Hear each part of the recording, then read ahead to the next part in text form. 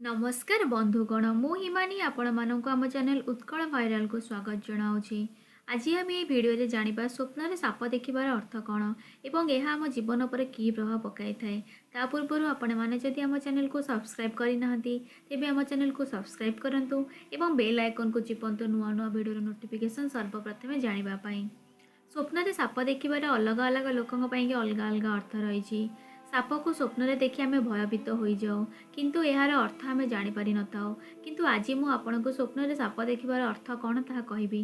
तेबे आसंतु जानिबा स्वप्न रे कला साप देखिबार अर्थ। स्वप्न रे जदि आपण कला साप देखती तेबे स्वप्न शास्त्र अनुसार यह एक बहुत शुभ स्वप्न अटे। यही स्वप्न अनुसार आपण को भविष्य में बहुत ही अधिक मान सम्मान मिलिबो।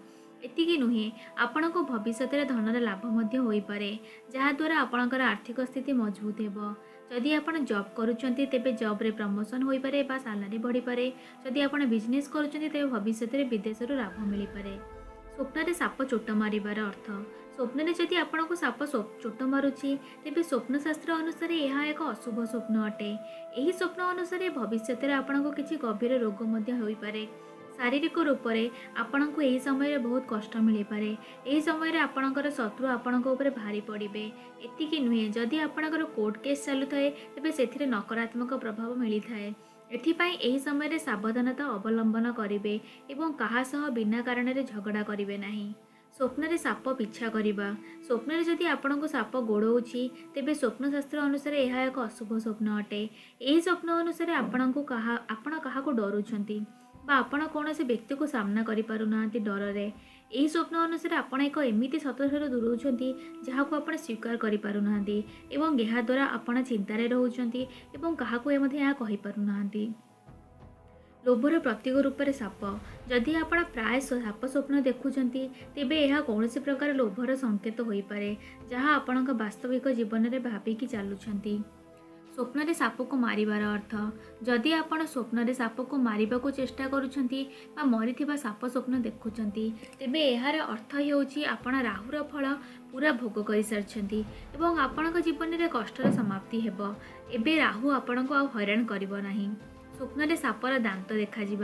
जदि आपण को स्वप्न रे सापर दांत देखा जाउची एहार सीधा अर्थ हेउची आपणक निजर बंधु बा संपर्कीय आपण को हानि पहुंचाइबा पई चाहुचंती। स्वप्नर किछि दिन पर्यंत भावी चिंतिकी काम करेंगे बा निष्पत्ति नेबे। स्वप्न रे साप नेउल लड़े देखिले यही स्वप्न देखिले आपण को कौन से कारणवशात कोर्ट कचेरी जावाक पड़ पारे। स्वप्न रे नाग साप देखिले स्वप्न रे नाग देखिले डरंतु नहीं यह शुभ मना जाए। यार अर्थ आपण जीवन में सुख समृद्धि आसवाक जाउछि। कला नाग देखादेले आर्थिक रूप से मजबूत होबार संकेत दे थाए। स्वप्न रे साप गातरू बाहर देखिले धन हानि संकेत दे थाए। स्वप्न रे साप फणा उठाउथिबार स्वप्न देखिले यह शुभ होता है। एपरि देखिबा द्वारा आपण धन संपत्तिर प्राप्ति करिथांती। स्वप्न रे साप छुआर स्वप्न देखिले यह शुभ होता है। एपरि स्वप्न देखिबा द्वारा आपणक उपर थिबा संकट विषय जना पड़िबो। स्वप्न रे साप रास्ता काटुथिबार स्वप्न देखिले शत्रु पराजयर सूचक देता है। यह छड़ा जदि आपण कौनसी यात्रा रे जाउछंती बा कौनसी काम आरंभ करबा को जाउछंती एवं आपण स्वप्न रे साप रास्ता काटुथिबार देखंती तेबे किछि दिन पई यात्रा बा नुआ काम को डेरी करे दियंतु नहले बहुत क्षति हेबो। स्वप्न रे साप जोड़ा देखिले यार अशुभ होता है।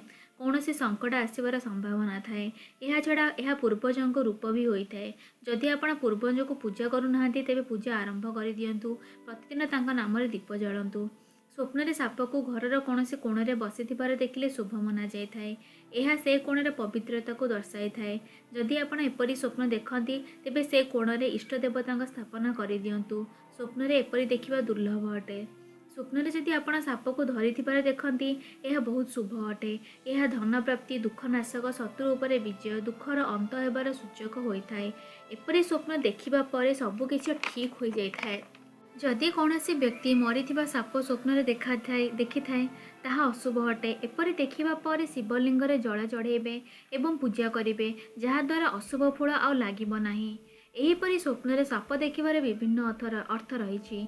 स्वप्न रे साप देखिबा परे शिव मंदिर जाई करी पूजा करंतु अभिषेक करंतु। यह द्वारा साप सह जड़ित दोष शांत होता है।